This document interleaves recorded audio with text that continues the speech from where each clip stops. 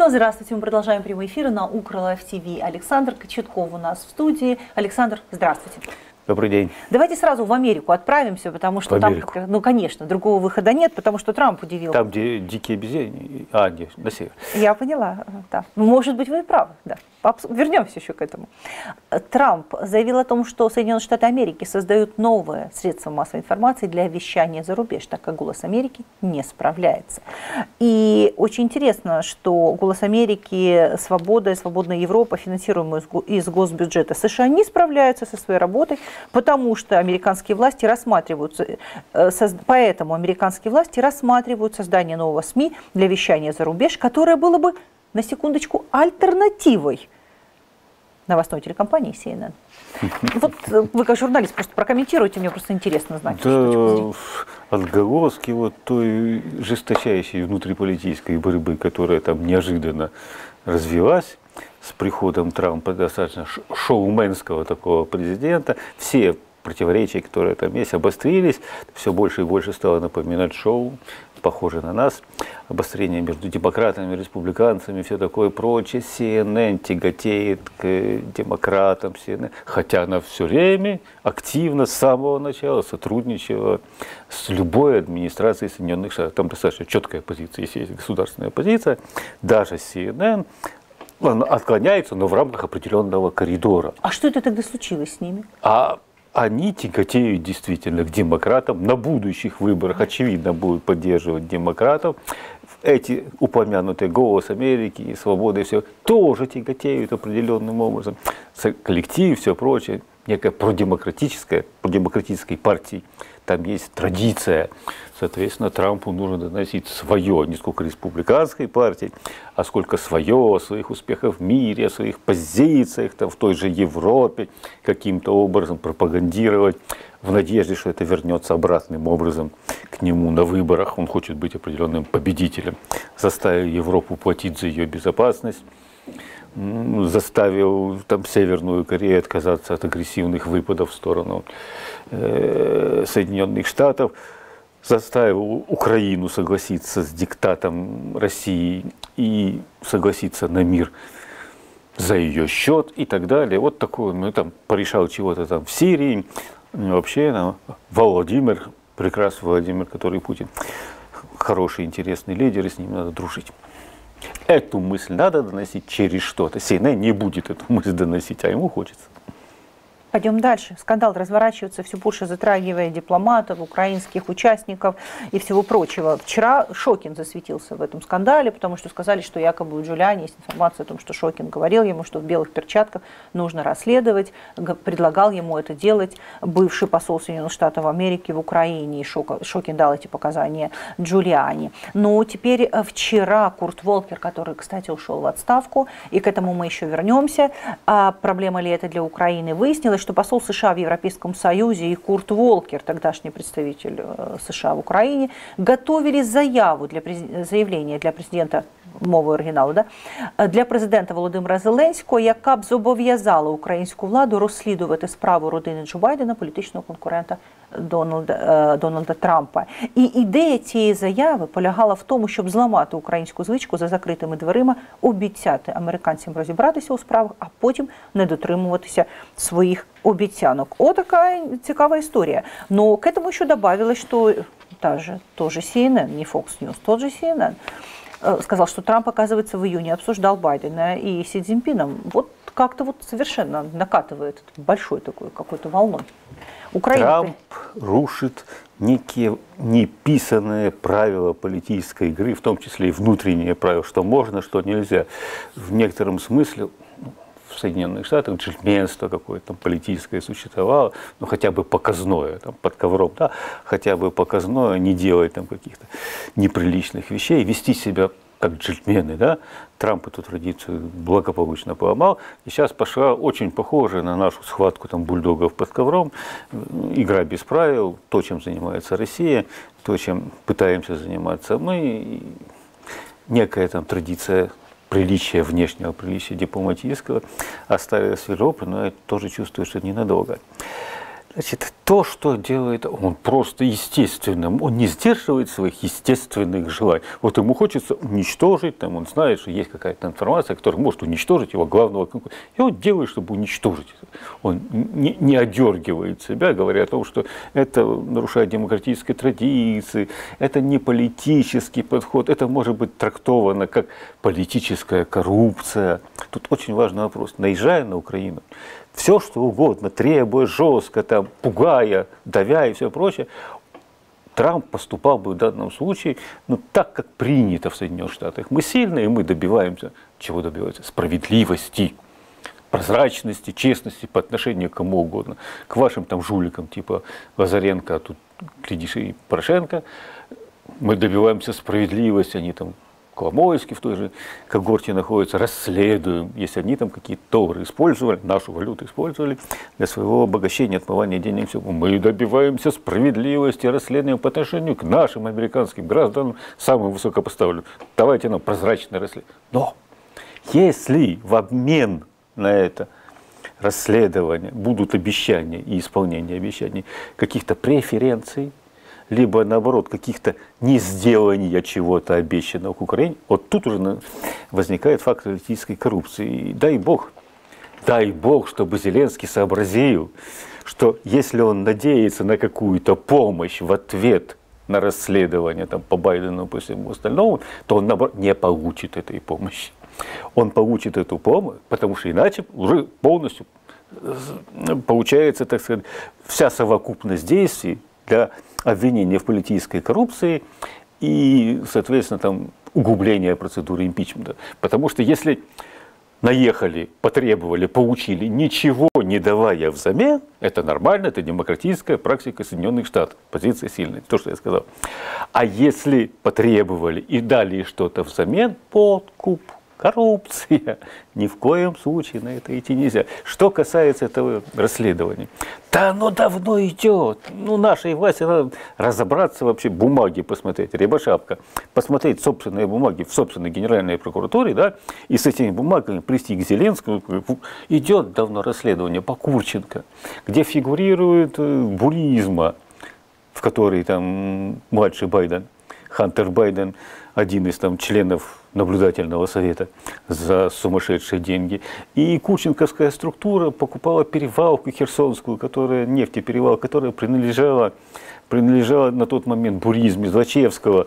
И поскольку по Курченко, одному из ключевых экономических фигур предыдущей власти Януковича, идет, никто его не останавливал, то туда автоматически попадает и сделка с Буризмом, и автоматически выходим, а кто это нам сверху приковал эту сделку, и тут появляется у нас Байден-младший, и, соответственно, Байден-старший.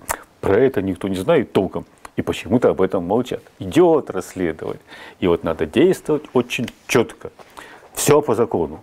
Все, надо быть католичнее папы здесь, украинскому руководству католичнее папы. Все по закону. Идеально. Никаких там, ни в эту сторону, ни в эту сторону. Всюду разводим руками, ничего не можем сделать. Поступать, не знаешь, как поступать. Здесь это вообще спасительная формула. Поступать четко по закону, и тогда ни в чем нельзя тебя обвинить. Потому что либо попадешь под демократов, либо попадешь под республиканцев, а скорее всего попадешь и под тех, и под других одновременно. Мы уже попали или нет? Мы, как бы это сказать, одной ногой мы уже туда вступили. Я просто хочу напомнить нашим зрителям, что на самом деле ведь сам Байден виноват в том, что вся эта история стала популярной, потому что он же дал прекрасное интервью, где он сказал, что я позвонил кому там, этому сукиному сыну, или кого он там сукиным сыном называл. Это то, о чем я говорю. Это в рамках демократии. Требовал справедливости, честных расследований. Как это? Он же сказал тогда в разговоре с Порошенко, или ты уберешь, и я дам тебе миллиард, и тогда МВФ даст тебе миллиард. О какой демократии речь идет? Согласен, что тут вообще баш на баш если просто. связывался с миллиардами политической... И он говорит, и он убрал. И он напрямую сам об этом рассказывал. Так, так что история не такая простая, как кажется. Да, там будет достаточно весело. А теперь возвращаемся к нашей ситуации. Значит, несколько тут нюансов по формуле все-таки Штайнмайера, о которой уже кто только не говорил. Вчера выступил Зеленский. Нет никакой формулы Штайнмайера. Не существует формулы Штайнмайера. Мы сейчас к этому и вернемся. Конечно. Я просто хочу немножко напомнить о том, что Зеленский выступил. Что он сказал? Он сказал две вещи, что не будет никаких выборов при наличии там российских солдат, что все это нужно было подписать для того, чтобы иметь встречу в нормандском формате. Ну и пообещал личную безопасность тем, людям, которые останутся на территории, когда уйдут украинские войска. Вот. Но с другой стороны есть несколько других заявлений. Вот как видит... То есть Зеленский видит это так. То есть он видит, что никаких российских войск, что наши пограничники на границе и так далее, и так далее. Как видит это Россия? Об этом заявил Лавров. Никаких отходов от базовых принципов Минских соглашений, включая амнистию, особый статус, закрепленный в Конституции, разведение сил и средств, полное возобновление экономических связей, снятие блокады, которая полностью противоречила Минским соглашениям, все это остается неизменным, и без этого ничего не получится. И еще раз он подчеркнул, что плана Б по реализации Минских соглашений быть не может. Минские соглашения – это база, на которых все выстраивается. Изначальный текст предполагал сначала закон об особом статусе и фиксации его в Конституции, а потом проведение выборов. То здесь несколько наоборот. В результате этой формулы, я так понимаю, в начале выборы, и потом только после выбора вступает вот этот закон об определенном каком-то ограниченном особом статусе. Так, придется сделать 1,5 шага назад. Давайте. В 2014 и 2016 год Иловайск, трагедия, заход российских регуляров, окружение, гибель множественного количества украинских военнослужащих. Ситуация, которую надо расследовать и поставить в ней точки, расследование вроде бы идет. Но в тот момент руководитель страны, верховный главнокомандующий Петр Порошенко был чрезвычайно напуган. Вот люди, которые с ним общались, были чрезвычайно напуган, что российские регуляры продолжат вместе с боевиками донбасскими, продолжат наступление, пойдут на Киев, и сдержать их абсолютно. Он был просто в ужасе. И он был готов на любые там договоренности, чтобы остановить вот эту угрозу российского вторжения, причем силами российских регуляров, в которых он не верил, но под Иловайском такие убедились, что они там действительно есть. Сейчас уже никто этого не отрицает. Приехал в Минск, был согласен практически на все с намерением, это его бизнесовая практика, договоримся о чем угодно, а потом начнем вязкий базар, это его одно из любимых выражений, вязкий базар, то есть так, но не так, а вот потом и сползем с этой темы каким-то образом. Не подозревая, что играет он с опытными шулерами, в том числе Франция и Германия, которые тут же вынесли и зафиксировали, прибили его язык к столу в виде внесения минских договоренностей и их основы в постановление Совета Безопасности ООН, а тут особо не спрыгнешь. Но тем не менее, наша минская переговорная группа в главе с Кучмой получила команду сползать с этой темы, и с удовольствием Леонид Данилович и Роман Бессмертный начали трактовки, Минск начали трактовку в свою правильно пользу. То есть трактовка шла, то там же в Минске процедуры, что зачем следует, нету. Написано, особый статус, все эти ужасы написаны. Амнистия боевиков, собственная милиция, собственное право на отдельные отношения со странами-соседями, подразумевается Россия, стран-соседей, кроме Украины, там не видно. Вот, а что, зачем, это уже может. И пошла наша трактовка. Все боевики разоружаются, заходят туда украинские партии, а потом уже все эти выборы, амнистии, особые статусы. Только Россия, естественно, не согласилась. И наши западные гаранты, Германия и Франция, стали некоторым смыслом на сторону Украины. Да, ну это как-то нехорошо, тут под выборы при присутствии российских там войск или боевиков вооруженных, нехорошо.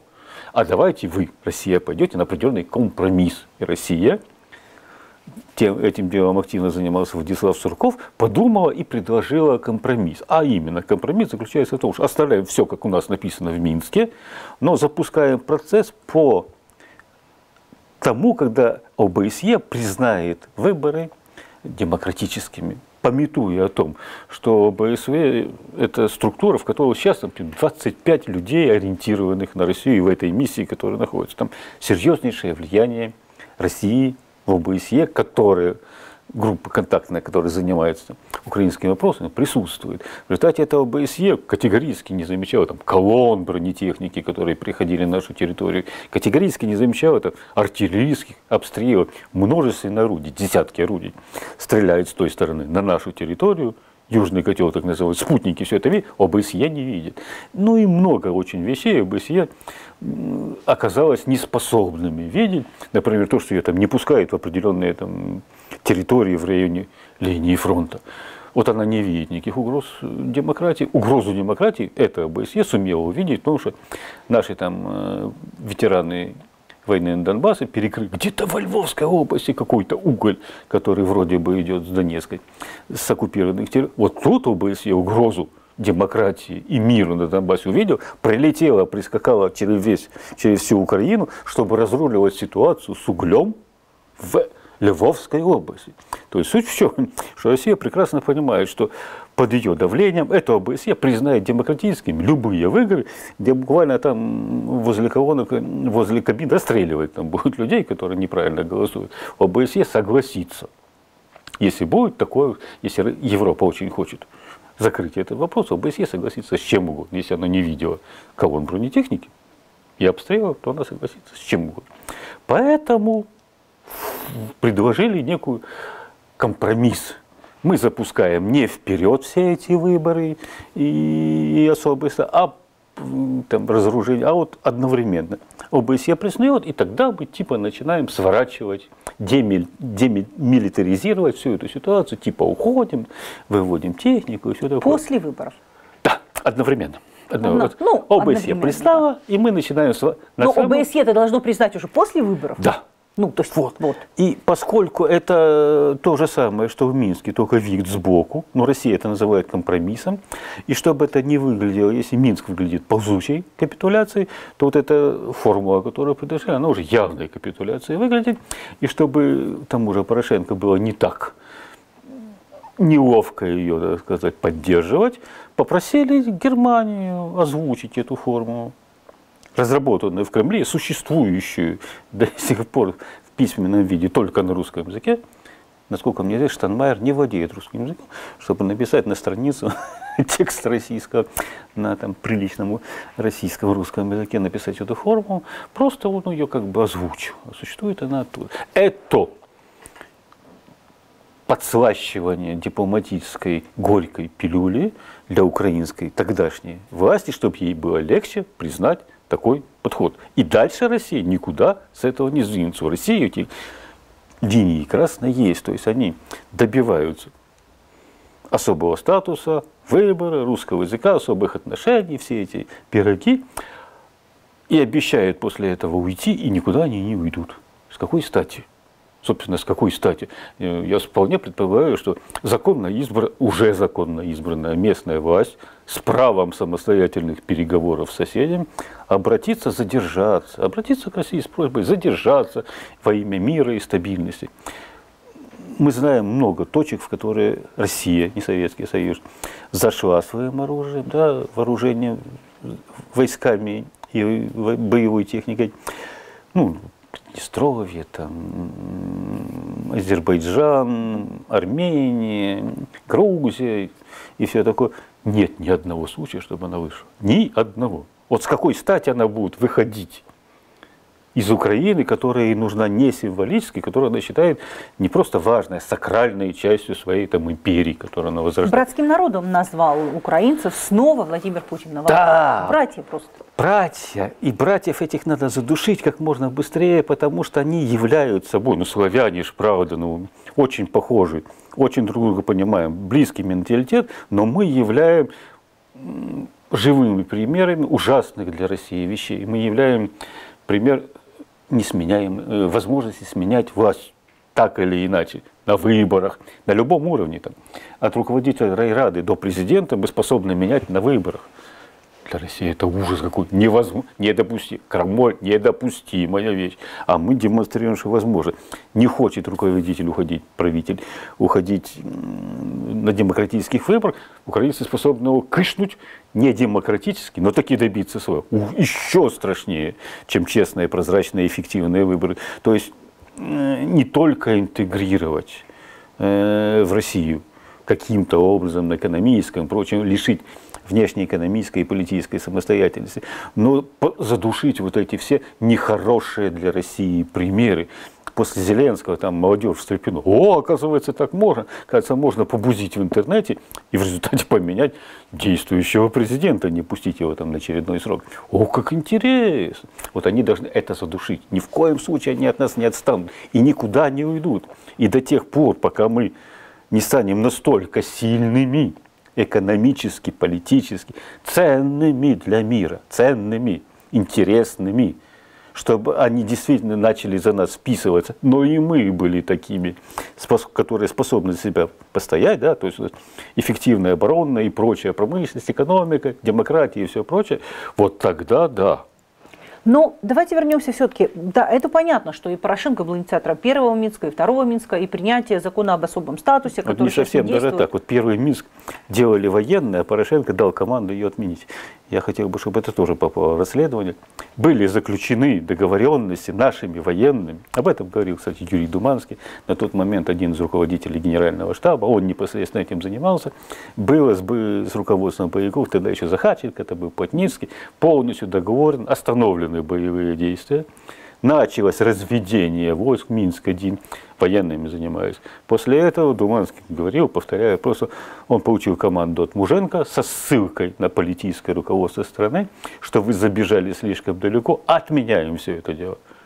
Отменяем договоренности мирные, уже достигнутые под Минском-1. Вы залезли на политическую сторону, куда вам не нужно. Пересказал Муженко позицию Порошенко. Отменяем. После этого руководство боевиков, Захарченко и Плотницкий сказали, все, теперь мы вам не верим.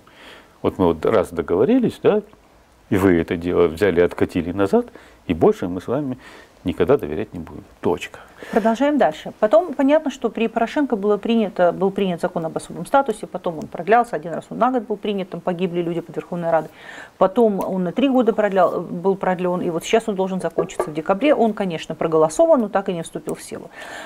Но вот новая власть, Владимир Зеленский и его группа, и его команда пошли, получается, тем же самым путем. И рассматривают это как вариант, ну, в течение полугода, как говорил неоднократно министр иностранных дел, все-таки совершить прорыв на Донбассе.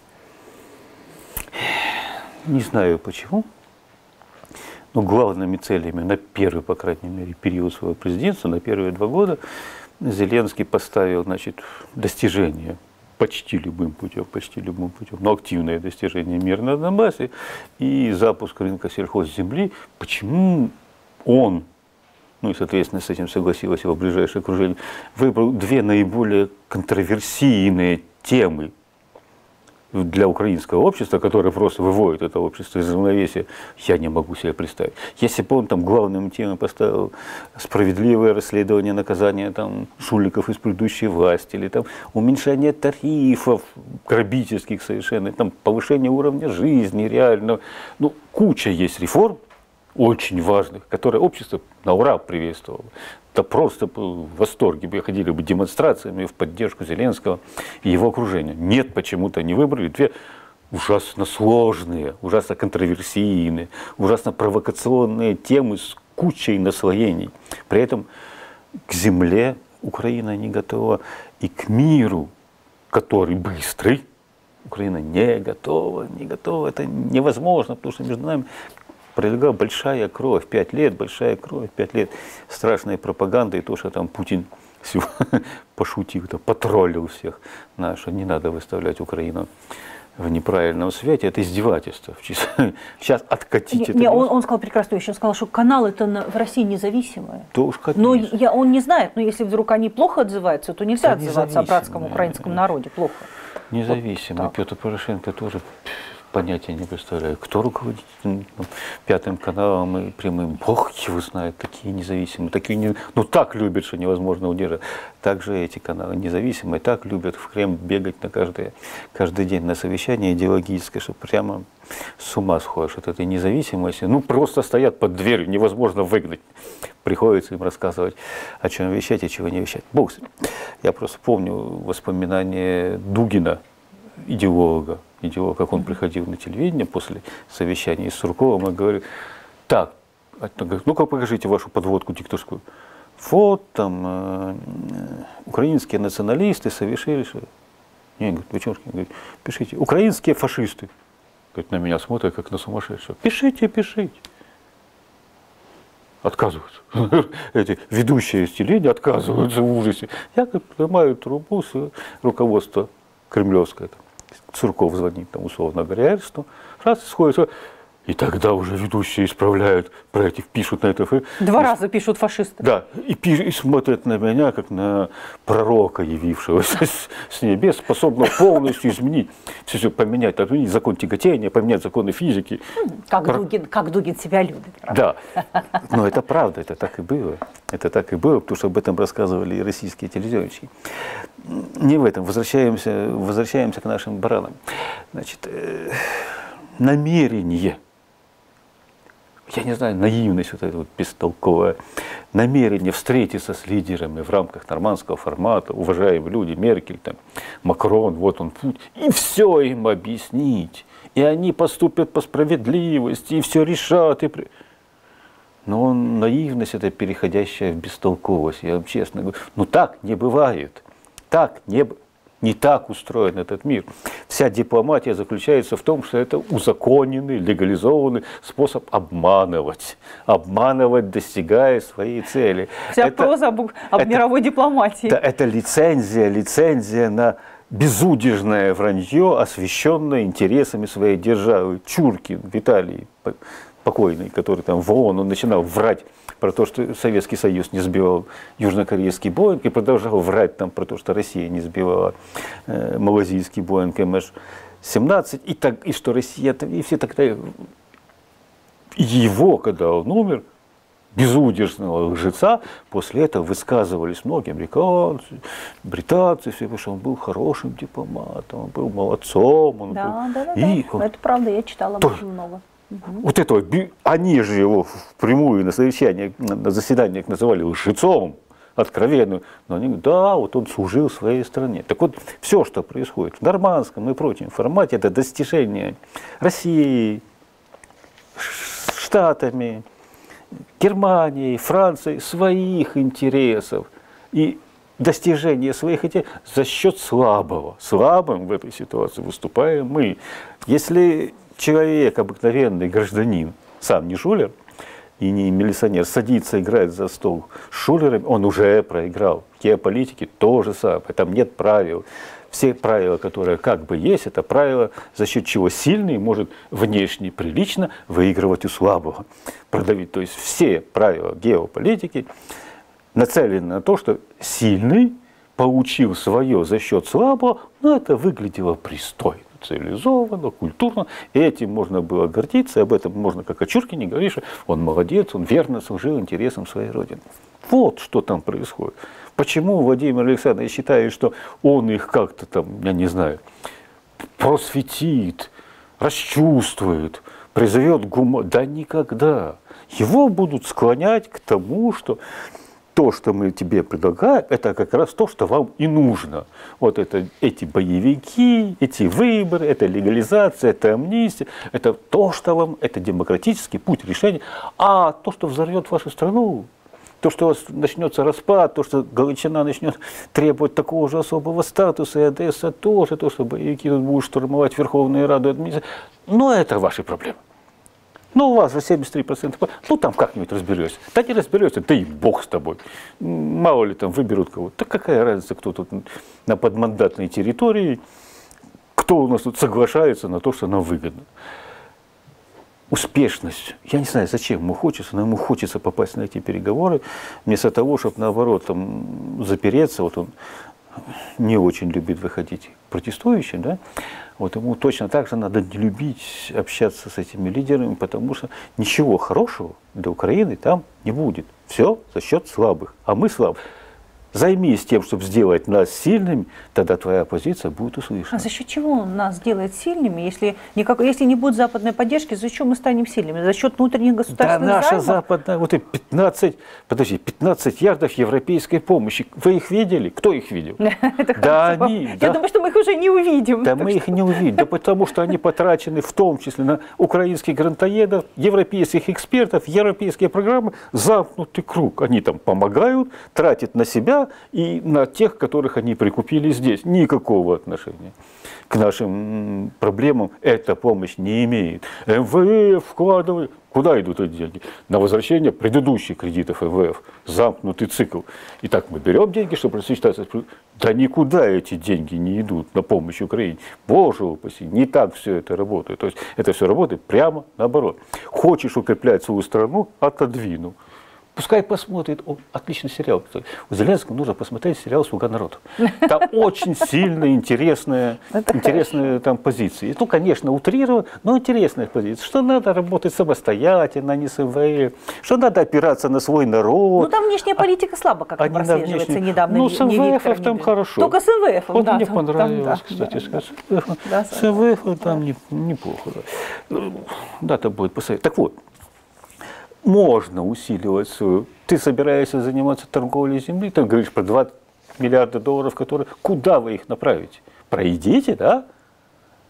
Даже если вы направите их на какие-то субсидии, пройдите. Не? А вы обозначьте точки роста, куда мы их вложим целенаправленно, в обороноспособность, в разработку современного оружия сдерживания. Его можно, есть идеи. Вкладываем эти деньги туда и укрепляем свою обороноспособность. И тогда мы на следующих, в преддверии нормандских форматах не говорим о том, что мы верим, что Россия уйдет. Она сейчас закапывает свои танки, свою бронетехнику там, веточками. Где закапывает? Закапывает в районе линии соприкосновения. Они не собираются ничего. Подождите, раз вы об этом сказали, я же хочу, что вот ОБСЕ тоже заявила, и все заявляют, что разведение сил в Золотом и Петровском начнется 7 октября. Они собираются закопать их, там, внешне замаскировать и сообщить о том, что они куда-то что-то вывели. Ничего никто не собирается выводить. На самом деле, какую-то символическую, да, а основную часть оставить никто никуда ничего гонять не будет. Так вот, давайте у нас появляется, мы на следующих выборах, не выборах, контактах будем говорить, что у нас есть возможность вот это все, что закопали, уничтожить в течение 2 дней. Это будет аргумент. У нас появится оружие, которое способно, там, дроны, компьютерная и прочие вещи, которые способны уничтожить бронетехнику, которую почему-то забыли вывести. Тогда нас будут услышать. Зеленскому я бы предложил, если он так рвется, пускай успешный результат будет, если он осознает после этих переговоров, что это большое дипломатическое кидалово, назовем такое мягко, что все это будет делаться за счет, никто ничего не выполнит, Россия никуда в конечном итоге не уйдет, поскольку это ее геополитические интересы, положить Украину под себя. Если он это поймет, вернется и честно расскажет, сначала по дороге, для себе расскажет честно, что это не работает, и честно расскажет, что, ребята, мы должны выбираться сами. Спасение утопающих, дело рук самих утопающих. Вы намекаете, что Зеленскому пора говорить с Путиным 1 на 1? Нет, я говорю о том, что нам пора откровенно 1 на 1 говорить со своим народом, говорить, да, эта ситуация переговорами не решается, потому что переговоры они собираются провести за наш счет. Мирное урегулирование, которое предлагает Запад и Россия, за наш счет. Они хотят работать, зарабатывать деньги, там, российский рынок, всякие пироги, все за наш счет. Я на это, как руководитель страны, пойти не могу. Украинское общество оно не принимает.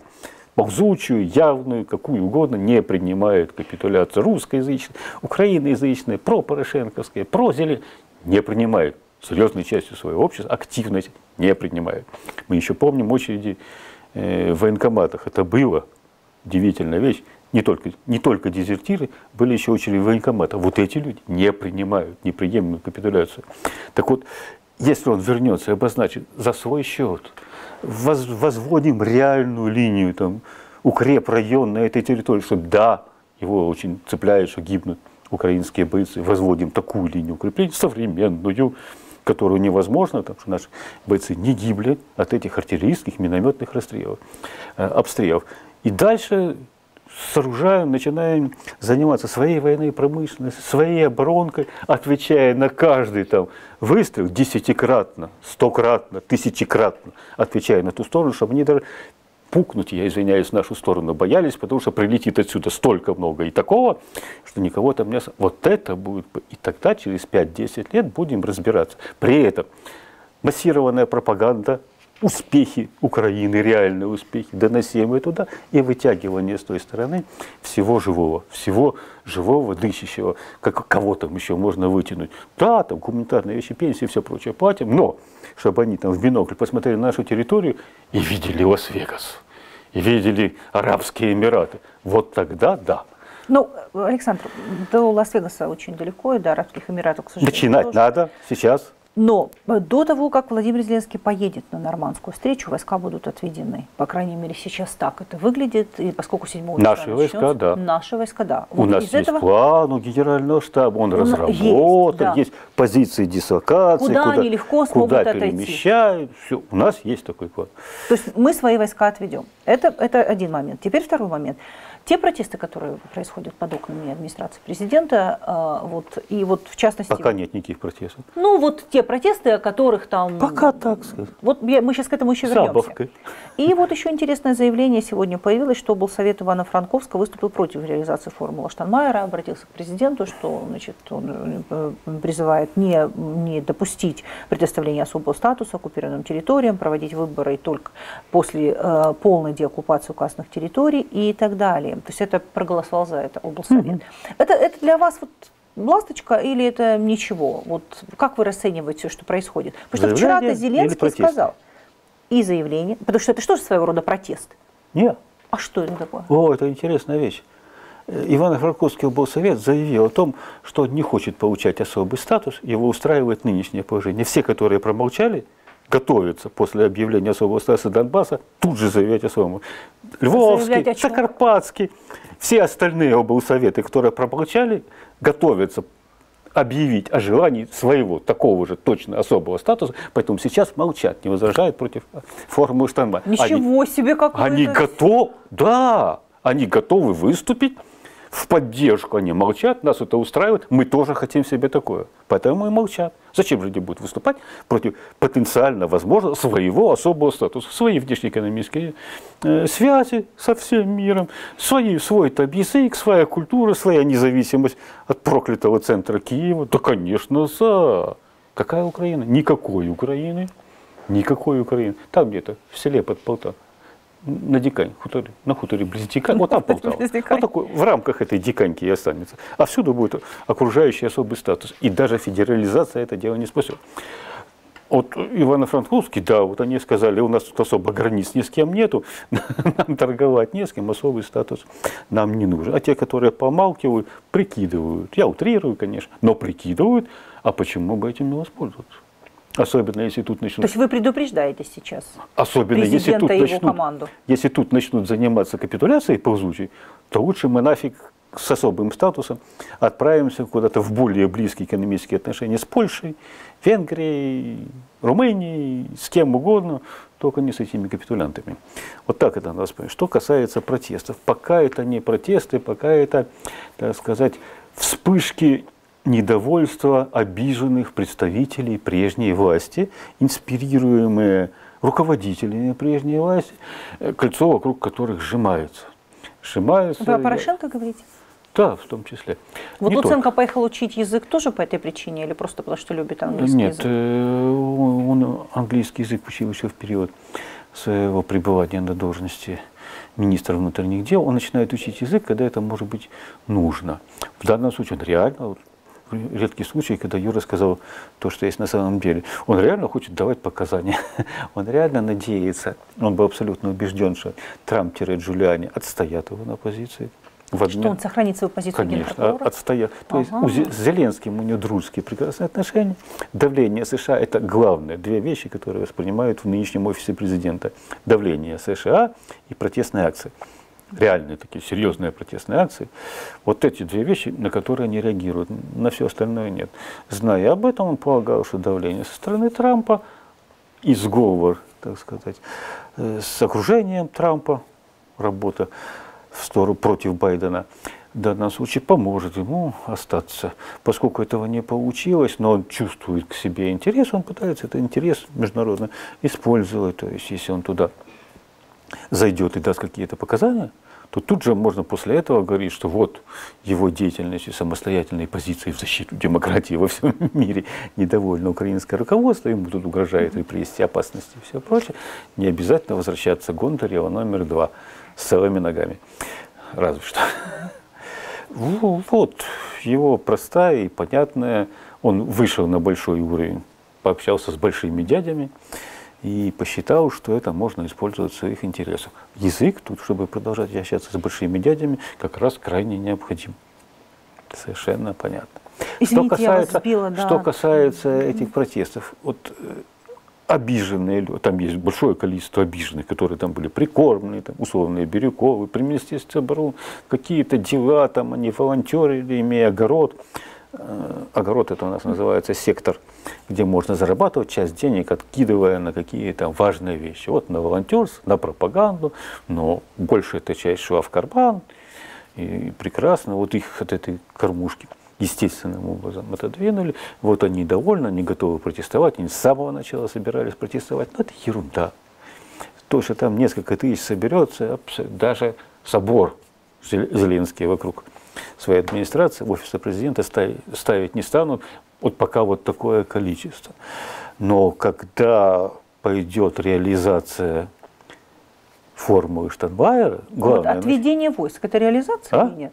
Вот отведение войск уже да. Уже реализация, тем более, что пойдет информация, что та сторона нет. Вот сейчас в станице Луганской та сторона наша отходит, а та сторона не особенно отходит. И уже пошла обработка общественного мнения, что рыдают местные жители, наши отходят, а они остаются один на один с боевиками. Ужас, идет раскручивание. Так вот, любые шаги по реализации формулы Штайнмайера подымут людей, реальных патриотов. Вот это сейчас обиженные псевдопатриоты, которым хотелось бы, так сказать, вернуться во власть, ну, как минимум доказать, что эта власть недееспособна, они будут бузить, и это не все проплаченные, но там есть организация, то есть это такая политтехнологическая затея. А вот когда съедем на нормандский формат и будем разъяснять вот перед нормандским форматом, таки четко не обозначим, вот как Россия, четко обозначены красные линии, за которые не перейдем. Потому что все эти рассуждения, ничего не сделаем в ущерб Украине, это не базар, я извиняюсь, это так не понимает никто.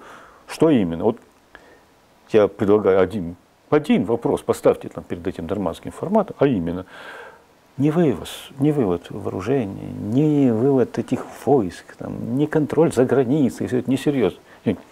Вы гарантируете, каким образом вы гарантируете прекращение поставок боеприпасов? Вот все, один вопрос. И ничего больше не надо. Ну, без прикрытия границы, это как гарантировать? ОБСЕ, троны, вот вы, трое тут сидите, да, промил. Прекращение поставок боеприпасов. Поезд в Дебальцево, 2000 тонн боеприпасов приезжают. Вот прекращается-то, потому что там боеприпасы, которые есть, на 2 недели.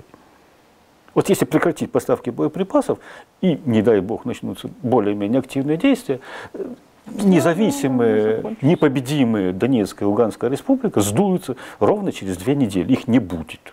Все они поразбегутся, стрелять, нечем будет. Все. Один поставит этот вопрос, один единственный. Прекращение поставок, даже не техники. Она ломается, чинить нечем. Боеприпасов. Не обсуждаете вы этот вопрос? Я вам не верю, ребята. Если он проведет красные линии, понятные, а поставку боеприпасов даже мы отсюда можем контролировать, уж не говоря про спутник. Мы тоже можем, это американские спутники, там оттуда куча людей с мобильными телефонами присылают нам фоточки. Приехал в Дебальцево очередной состав, разгружает его на отдельные ветки или не разгружает. Очень легко. Даже не ОБСЕ мы можем контролировать, не ходя из нашей студии. Вот подобный какой-то вопрос. Сумеет он поставить, получить внятный ответ или не получить, это тоже ответ. Все. Красные линии понятные, не общие, не философские, а конкретные, до нормандского формата, прозрачный разговор, о чем не договорились, после нормандского формата. Если этого не произойдет, к этим бывшим псевдопатриотам присоединятся патриоты реальные, присоединятся ветераны войны, присоединятся люди, недовольные не только происходящим на дипломатическом фронте, но тем, что не выполняются обязательства по тарифам, по наказанию предыдущей власти, по справедливым расследованиям. Вот эти недовольные присоединятся, и хуже того, присоединятся лже-националисты, которые сотрудничают с Медведчуком за деньги, которые регулярно обеспечивают нужную картинку для российских телевизионщиков. Вот они еще устроят какую-то провокацию, которая там что-то произойдет с каким-то заметным патриотом, да, не дай бог что-то случится, и тогда это действительно всколыхнет народ, и пойдет тот процесс, который удержать будет сложно. Главное, без прозрачного, честного, убедительного разговора о том, что планируем, и что получили на этих переговорах, разговора, которые услышат реальные, истинные патриоты Украины, ситуация может выйти из-под контроля. Не обращаем внимания на пропорошенковских обиженных.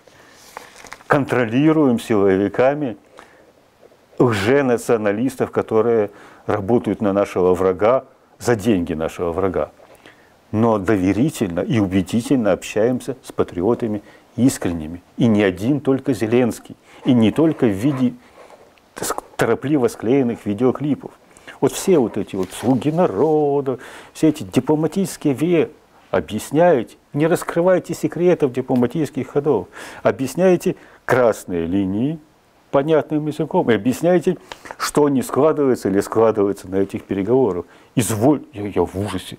Я генералом, там, чемпионом масс-медийного рынка вынужден сейчас толковать азы общественной коммуникации. Но они нарушают эти азы общественной коммуникации и могут получить проблему, которая в данном случае как будут проблемы Зеленского, да бог с ним переживет, проблемы Украины могут возникнуть, которые мы не переживем. И последний вопрос, короткий, наверное. Что с Данилюком, эта история? Она выглядит несколько странной, потому что, казалось бы, такая одна команда, все хорошо. И... Никакой команды. Чужеродные. Никогда не было команды. Конфликтовал с предыдущей властью, очень амбициозный, чрезвычайно амбициозный, не мог еще сложить себе цены, знающий очень многих людей в Лондоне, Вы о Данилюке сейчас говорите? А? О Данилюке говорите? Да. Все, человек, который разбирается в западной цивилизации, в западных финансах, человек, который меньше, чем на вице-президента, вообще на самом деле недостоин по его внутреннему убеждению, хотя бы премьер, что ли, уж если невозможно ничего другого. Вот так он себя оценивает, да? Поскольку он конфликтовал с предыдущей властью, а в команде Зеленского на тот момент никого экономистов не было, что-то соображать. Потом только появился Алексей Гончаров, а так вообще не было. Подтянулись по согласованию Пинчука, это линия Сороса, по согласованию с Пинчуком подтянулись Данилюк и Абрамовичу, начали там демонстрировать какие-то возможности внешнеполитические, дипломатические, разговаривать об экономике начали.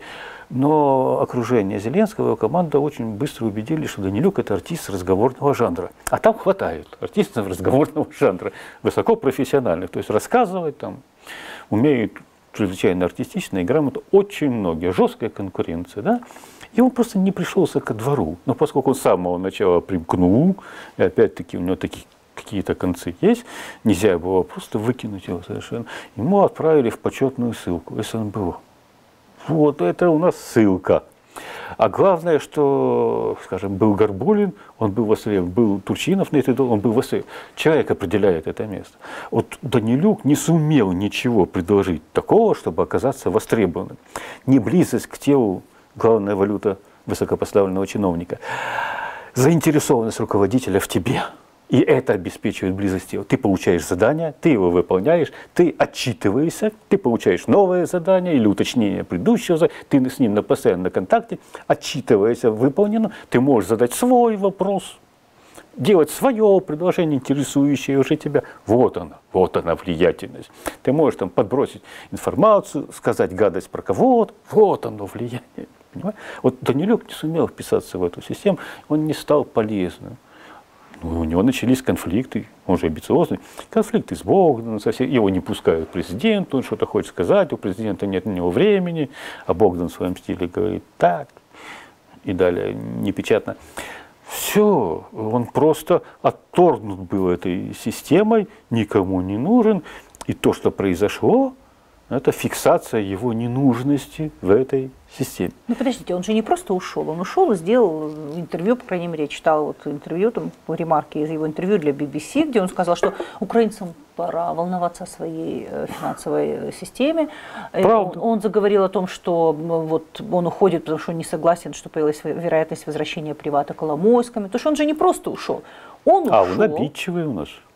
Он обидчивый. Ну как это у нас такой амбициозный, я же рассказывал, ну как минимум вице-президент, его заперли на какую-то никчемную должность руководителя СНБ, уже оскорбили до глубины души. Ну как он оттуда, и оттуда выперли за ненужностью. Ну как это он не хлопнет дверью, уходя, да еще как хлопнет, еще и чего-нибудь наговорит. Типичная совершенно манера. Опять же надо поговорить нечто такое, чтобы можно было вернуться в Лондон. Что-то продемократическое и все прочее. Ну да. А он не догадывался, когда он в штаб заходил, претендовал на должность премьера, что вопрос Приватбанка автоматически встанет. Не догадывался, когда он хотел быть премьером, когда он в шорт-лист ходил, вот этот Соросовско-Пинчуковский, да, в премьерский, да, он не догадался, да, прекрасно, он добавил. Но премьером можно, когда я премьер, возвращать можно, а когда я никто, я против, тогда я против. Ну, точка зрения определяется точкой сидения и не более того. Не вписавшийся туда неэффективный менеджер не может сложить себе цены. Все закономерно. Александр, спасибо вам огромное. Можно было еще пару часов так поговорить, интересно вас слушать. Александр, спасибо огромное, спасибо, что были у нас в гостях. Александр Кочетков был гостем нашего прямого эфира, а вы оставайтесь.